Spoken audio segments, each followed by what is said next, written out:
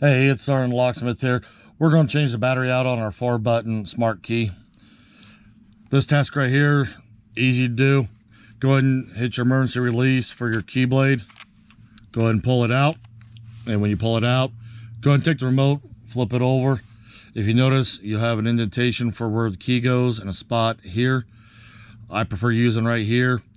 Go ahead and put the key in about 1/8 of an inch, almost to 1/4.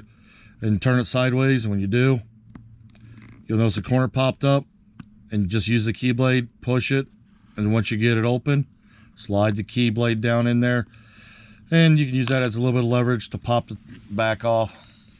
You got the back off. You can use a flat tip screwdriver in here, or if you got fingernails, a little flat tip goes in nicely. Lift up the battery, go and get your new battery, put it in. This one here calls for the 2450. Battery goes in, it's held in. Put your back of the remote.